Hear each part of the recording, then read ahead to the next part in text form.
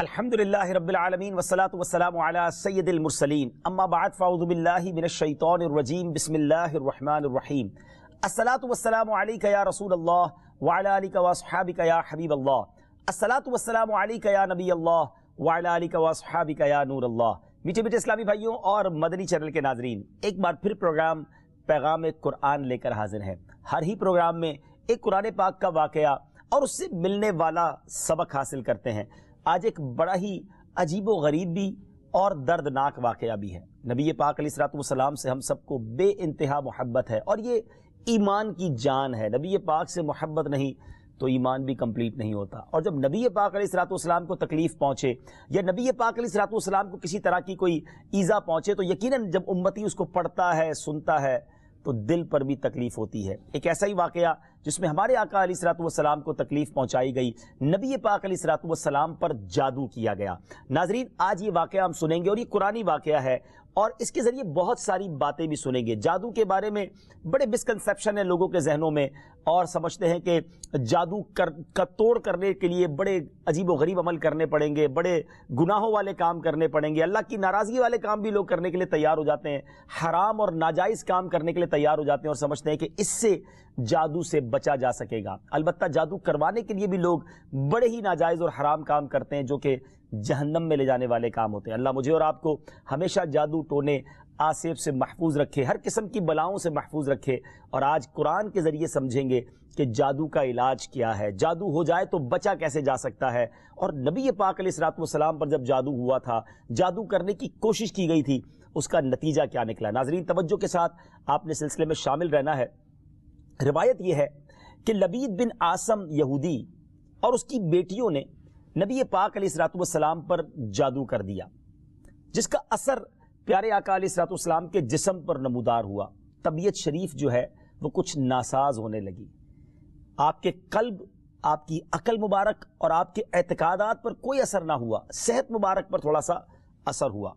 چند روز بعد حضرت جبریل امین بارگاہ رسالت میں حاضر ہوئے اور عرض کی، یا رسول اللہ صلی اللہ تعالی علیہ وسلم، ایک یہودی نے آپ صلی اللہ تعالی علیہ وسلم پر جادو کر دیا ہے، اور جادو کا جو سامان ہے وہ فلاں کنویں میں ایک پتھر کے نیچے دبا ہوا ہے۔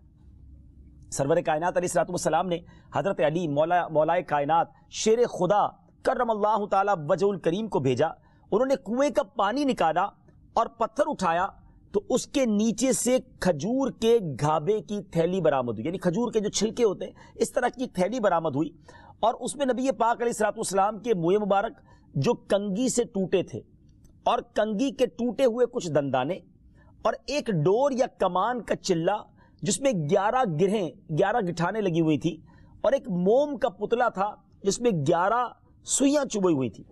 یہ سب سامان پتھر کے نیچے سے نکلا، اور یہ مولا علی کرم اللہ تعالی وجہ الکریم یہ سارا سامان لے کر نبی پاک علیہ الصلوۃ والسلام کی بارگاہ میں آ گئے۔ اس کے بعد سبحان اللہ، اب اس کا توڑ کیسے آیا، اس کا علاج کیسے ہوا، اس کا حل کیا نکلا؟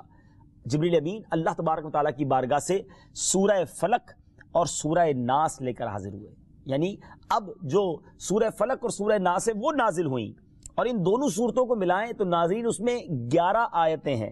ہر ایک آیت کے پڑھنے سے ایک ایک گرہ کھلتی جاتی تھی، یہاں تک کہ سب گرہیں کھل گئیں، اور پیارے آقا علیہ الصلوۃ والسلام بالکل شفا یاب ہو گئے۔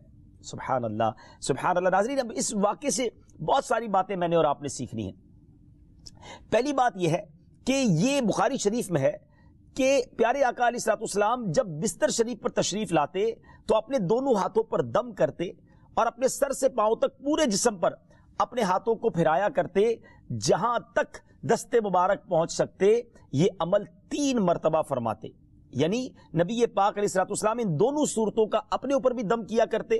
اور ایک اور جگہ پر بھی یہ ہے، حدیث عائشہ رضی اللہ تعالی عنہا میں ہے کہ جب نبی پاک علیہ الصلوۃ والسلام کے گھر والوں میں سے کوئی بیمار ہوتا تو آپ علیہ الصلوۃ والسلام ان دونوں صورتوں کو پڑھ کر اس پر دم فرمایا کرتے تھے۔ تو یہ نبی پاک کے معمول میں تھا۔ تو آج اگر ہم میں بھی کوئی بیمار ہو جائے، فیملی میں کوئی بیمار ہو جائے، اپنے آپ کو ان آفتوں سے بچانا چاہتے ہیں تو اول آخر 3 بار درود پاک پڑھیں، سورہ فلق اور سورہ ناس کی تلاوت کریں، اپنے ہاتھوں پر دم کر کے اپنے جسم پر پھیر لیں، کسی مریض پر دم کر دیں، انشاءاللہ اس کی برکت ملے گی۔ یہاں ایک اور مسئلہ بھی سیکھنے کو ملے گا کہ تعویذات اور عملیات میں جس میں کوئی لفظ، کفر و شرک کا نہ ہو وہ جائز ہے۔ اسی طرح گنڈے بنانا اور ان پر گرہیں لگا کر آیات قرآن اور اسماء الہیہ پڑھ کر پھونک مارنا بھی جائز ہے۔ یعنی تعویذات اگر شرک سے پاک ہیں، اگر کفریہ کلمات سے پاک ہیں تو وہ کرنے میں کوئی حرج نہیں، وظائف کرنے میں کوئی حرج نہیں، یہ قرآن و حدیث سے ثابت ہے اور آپ نے یہ سنا۔ ناظرین، سیکھنے کو کیا مل رہا ہے؟ خلاصہ یہ ہوا کہ سورہ فلق یعنی قل اعوذ برب الفلق اور قل اعوذ برب الناس، یہ دونوں صورتیں جن اور شیاطین، نظر بد اور آسیب اور تمام امراض خصوصاً جادو ٹونے کا مجرب علاج ہیں۔ ان کو لکھ کر تعویذ بنائیں، گلے میں پہنائیں اور ان کو بار بار پڑھ کر مریض پر دم کریں اور کھانے اور پانی اور دواؤں پر پڑھ کر پھونک دیں اور پھر مریض کو کھانا وغیرہ کھلائیں۔ انشاءاللہ عز و جل ہر مرض اور بالخصوص جادو ٹونا دفع ہو جائے گا، مریض شفا یاب ہو جائے گا۔ اسی طرح قرآن مجید کی دوسری تمام صورتوں کے خصوصی خواص ہیں جن کو بہت خوبصورت کتاب جنتی زیور ہے، اس میں بھی آپ پڑھ سکتے ہیں ناظرین۔ اسی طرح ہمیں چاہیے کہ قرآن پاک کی تلاوت کرتے رہیں۔ قرآن پاک کی ہر حرف میں شفا ہے، برکتیں ہیں، اور آج خاص طور پہ ہمارے ناظرین کو گویا وظیفہ، قرآنی وظیفہ مل رہا ہے۔ بہت سارے ناظرین یہ گزارش کرتے ہیں کہ ہمیں کوئی وظیفہ بتایا جائے، تو دیکھیں آج تو قرآن کے ذریعے، اور وہ وظیفہ جو نبی پاک کو رب کی طرف سے عطا ہوا، پیارے آقا علیہ الصلوۃ والسلام کو بھی شفا نصیب ہوئی، تو ہمیں ضرور اس کو اپنانا چاہیے۔ ناظرین، اس سے پہلے کہ میں مزید اس معاملے میں آگے بڑھوں، میں چاہتا ہوں کہ دونوں صورتوں کی تلاوت اور اس کا ترجمہ پہلے سن لیتے ہیں اور پھر مزید اس بارے میں بات کرتے ہیں کہ اس حیرت انگیز واقعے سے مجھے اور آپ کو مزید کیا سیکھنے کو ملتا ہے۔ پہلے سورہ فلق کی تلاوت ہوگی، سورہ ناس کی تلاوت ہوگی۔ میں یہاں ایک اور بات بھی کہنا چاہوں گا، کچھ لوگ یہ کہتے ہیں جناب ہم وظیفہ کرتے ہیں اثر نہیں ہوتا، برکت نہیں ملتی۔ پہلے یہ چیک کر لیں کہ آپ کے مخارج ٹھیک ہیں، آپ تلاوت صحیح مخارج کے ساتھ کرتے ہیں۔ تو اب جو تلاوت آپ سنیں گے نا، تو اس میں یہ بھی چیک کر لیں کہ آپ کیا اسی طرح کے تلفظ کے ساتھ پڑھتے ہیں، اور اگر مسٹیک کر رہے ہیں تو قرآن پاک صحیح طریقے سے پڑھیے، پھر دیکھیے اس کی کیسی برکتیں ملتی ہیں۔ آئیے سورہ فلق اور سورہ ناس کی تلاوت اور اس کا ترجمہ۔ قل اعوذ برب الفلق من شر ما خلق ومن شر غاسق اذا وقب ومن شر النفاثات في العقد ومن شر حاسد اذا حسد۔ تم فرماؤ میں اس کی پناہ لیتا ہوں جو صبح کا پیدا کرنے والا ہے، اس کی سب مخلوق کے شر سے، اور اندھیری ڈالنے والے کے شر سے جب وہ ڈوبے، اور ان عورتوں کے شر سے جو گروہ میں پھونکتی ہیں، اور حسد والے کے شر سے جب وہ مجھ سے جلے۔ قل اعوذ برب الناس ملک الناس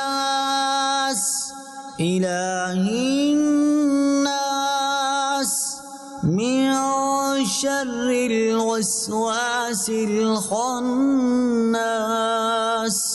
الذي يوسوس في صدور الناس من الجنة والناس۔ تم کہو میں اس کی پناہ میں آیا جو سب لوگوں کا رب، سب لوگوں کا بادشاہ، سب لوگوں کا خدا، اس کے شر سے جو دل میں برے خطرے ڈالے اور دبک رہے، وہ جو لوگوں کے دلوں میں وسوسے ڈالتے ہیں، جن اور آدمی۔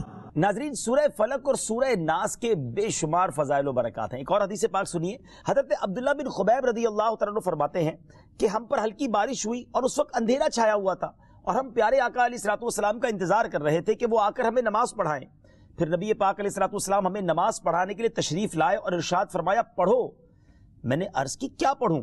ارشاد فرمایا صبح و شام 3 بار قل هو اللہ احد، قل اعوذ برب الفلق اور قل اعوذ برب الناس پڑھو، ان کی تلاوت کرنا تمہیں ہر بری چیز سے بچائے گا۔ چلیں ایک اور وظیفہ مل گیا، سورہ اخلاص کو بھی شامل کر لیں، تو صبح و شام پڑھیں تو انشاءاللہ بری آفتوں سے، مصیبتوں سے، جادو ٹونے سے، آسیب سے، ان طرح کی بلاؤں سے انشاءاللہ محفوظ رہیں گے۔ ناظرین، یہاں کچھ مسائل بھی سیکھ لیتے ہیں۔ حضرت اسماء بنت امیس رضی اللہ تعالیٰ عنہ نے عرض کی یا رسول اللہ صلی اللہ تعالیٰ علیہ وسلم، جعفر کے بچوں کو جلد نظر ہوتی ہے، کیا مجھے اجازت ہے کہ ان کے لیے عمل کروں؟ نبی پاک علیہ الصلوۃ والسلام نے اجازت عطا فرمائی۔ تو سیکھنے کو یہ ملا کہ تعویذ اور عملیات جن میں کفر و شرک نہ ہو، کوئی کلمہ ناجائز نہ ہو، تو اس میں جو ہے وہ تعویذ کرنا، عمل کرنا جائز ہے، اور خاص کر وہ عمل جو آیات قرآنیہ سے کیے جائیں یا احادیث میں وارد ہوئے ہوں۔ اسی طرح چند مسائل بھی سیکھنے کو ملے۔ یہ دونوں صورتیں جو ہیں ان کے شان نزول سے ہمیں معلومات کیا ملتی ہیں؟ نمبر ایک، جادو اور اس کی تاثیر حق ہے۔ کچھ لوگ جادو کا انکار کر دیتے ہیں، یہ درست نہیں ہے۔ جادو اور اس کی تاثیر حق ہے، کیونکہ قرآن میں اس کا ذکر ہے، اور نبی پاک علیہ الصلوۃ والسلام پر بھی آپ کی صحت مبارک پر اس کا اثر ہوا۔ نمبر دو، نبی کے جسم پر جادو کا اثر ہو سکتا ہے، جیسے تلوار، تیر اور نیزے کا بھی اثر ہوتا ہے۔ یہ شان نبوت کے خلاف نہیں ہے۔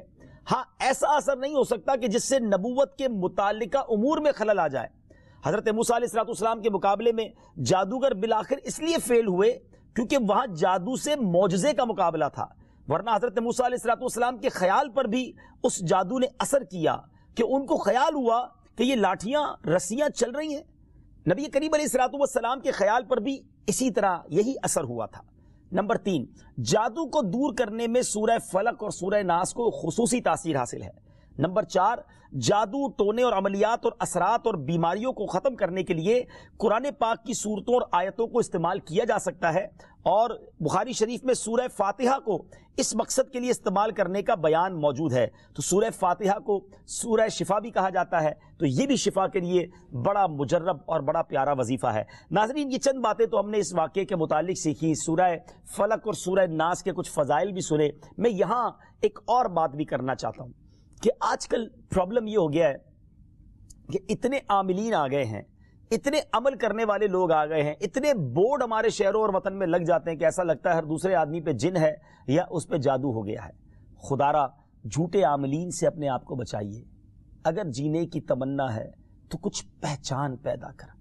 لوگوں کے گھر بک جاتے ہیں، لوگوں کی عزتیں پامال ہو جاتی ہیں، عجیب ماحول ہو گیا ہے۔ کچھ بد نصیب تو وہ ہیں جو کسی کو تباہ کرنے کے لیے جادو کروانے جاتے ہیں اور ہزاروں لاکھوں روپے خرچ کرتے ہیں، اور پھر بیچارے کچھ جب بیمار ہو جاتے ہیں تو اپنا بعض اوقات ڈاکٹری مسئلہ ہوتا ہے اور وہ بھی کسی عامل کے ہتھے چڑھ جاتے ہیں، اور وہ کہتا ہے جناب آپ کے گھر میں بہت برا عمل ہوا ہے، فلاں جگہ کوئی چیز دبی ہوئی ہے، اور اس کو اب سنبھالنے کے لیے، اس کو نکالنے کے لیے اتنے بکرے چاہیے، اتنے مرغے چاہیے، اتنے انڈے چاہیے، قبرستان میں یہ عمل کرنا ہوگا، اور پھر غریب آدمی اپنی چیزوں کو بیچ کر ہزاروں لاکھوں روپے انہیں دے دیتے ہیں، اور خاندان کے خاندان ٹوٹ جاتے ہیں۔ ایسا نہ کریں، پلیز ایسا نہ کریں۔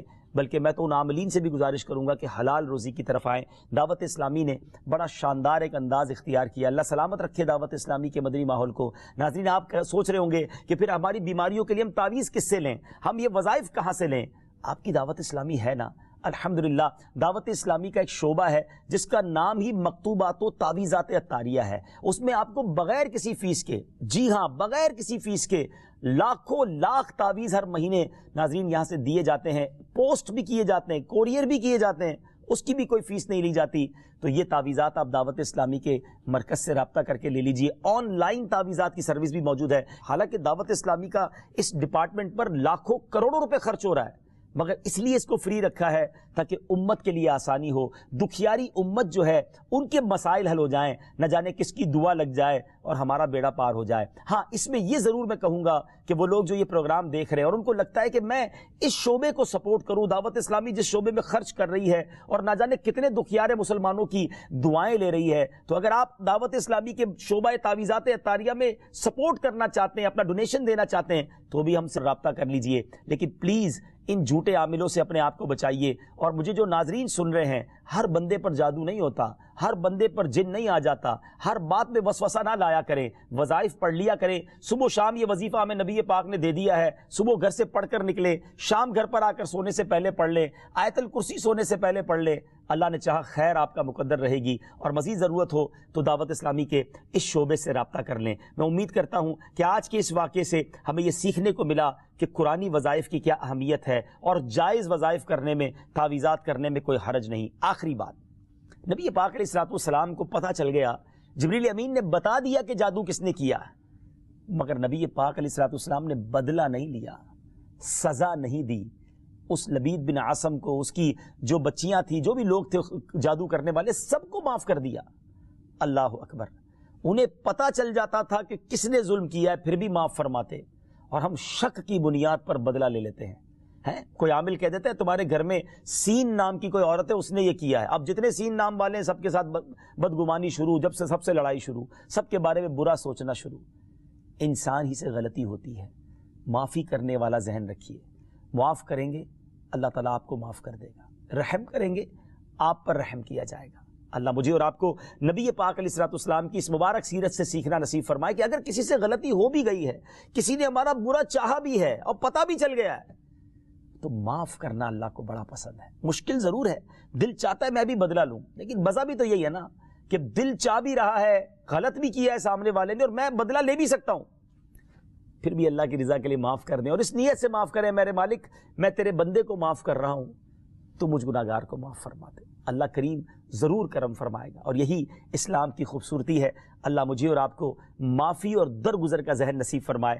ہمارے سلسلے پیغام قرآن میں ہم یہی کوشش کرتے ہیں کہ قرآن پاک سے کوئی میسج, کوئی پیغام آپ کی طرف بڑھایا جائے. تو آج الحمدللہ آپ کے لیے یہ پیغام تھا کہ قرآن پاک پڑھیے, اس پر عمل کیجئے, اس کو پڑھ کر اپنے اوپر دم بھی کیجئے, اور پھر کسی سے غلطی ہو جائے تو معاف بھی کیجئے. وقت ہوا ہے ایک اگلے سیگمنٹ کا جس کا نام ہے تعارف قرآن. پیغام قرآن. ناظرین, وقت ہوا ہے ہمارے بہت ہی خوبصورت سیگمنٹ تعارف قرآن کا, اور آج تعارف قرآن میں ہم قرآن پاک کی انہی دو صورتوں کی بات کریں گے جس کا ذکر ہم نے اپنے سلسلہ پیغام قرآن میں کیا, یعنی سورہ فلق اور سورہ ناس. سب سے پہلے بات کرتے ہیں سورہ فلق کی. سورہ فلق مدینہ منورہ میں نازل ہوئی, اور ایک قول یہ ہے کہ مکہ مکرمہ میں نازل ہوئی. پہلا قول زیادہ صحیح ہے کیونکہ اس کے شان نزول سے اسی کی تائید ہوتی ہے. رکوع اور آیات کی تعداد, اس صورت میں 1 رکوع اور 5 آیتیں ہیں. فلق نام رکھنے کی وجہ, فلق کے کئی معنی ہیں اور یہاں اس سے مراد صبح ہے, اور چونکہ اس صورت کی پہلی آیت میں یہ لفظ موجود ہے اس مناسبت سے اسے سورہ فلق کہتے ہیں.